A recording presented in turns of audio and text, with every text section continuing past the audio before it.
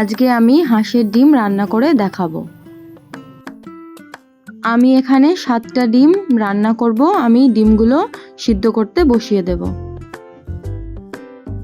আমি সিদ্ধ করতে দেওয়ার সময় একটু লবণ ও ভিনেগার দিয়ে দেব, যাতে তাড়াতাড়ি ডিমের খোসাটা উঠে পড়ে।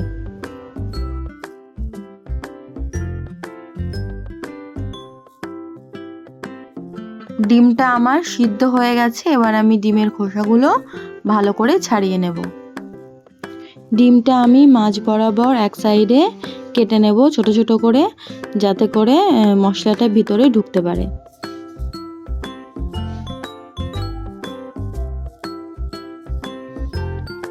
কড়াইয়ে একটু সর্ষের তেল দেব। তেলটা হালকা একটু গরম হলে একটু হলুদ ও একটু লবণ দিয়ে একটু নেড়েচেড়ে ডিমগুলো ওর মধ্যে দিয়ে ভেজে নেব।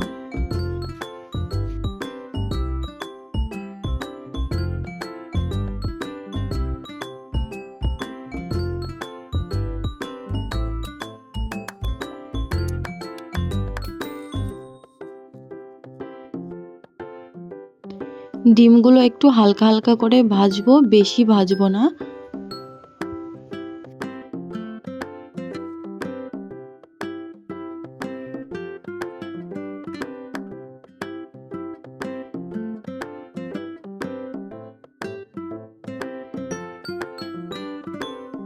ওই তেলের মধ্যেই দিয়ে দেব দারচিনি, লবঙ্গ, গোলমরিচ, 2টো এলাচ ও 2টো তেজপাতা দিয়ে একটু নেড়েচেড়ে পেঁয়াজগুলো ওর মধ্যে দিয়ে দেব।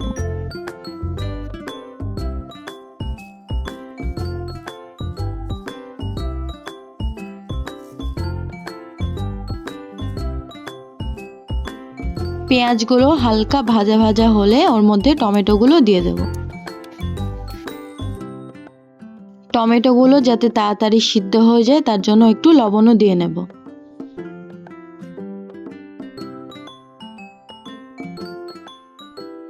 ভালো করে একটু নেড়ে চেড়ে নিয়ে ওর মধ্যে আদা ও রসুন বাটাটা দিয়ে দেব।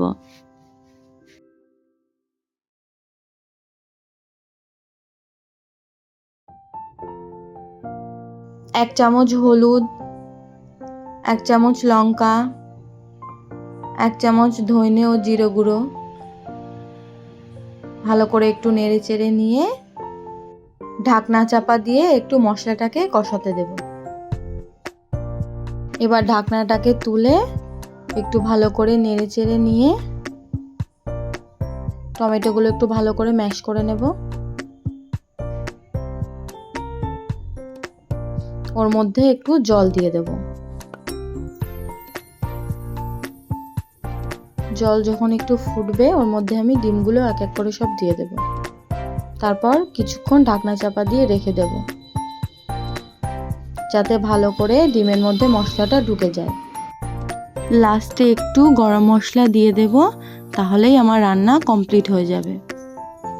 হাঁসের ডিম এইভাবে রান্না করে দেখবেন, খেতে খুবই মজাদার লাগবে।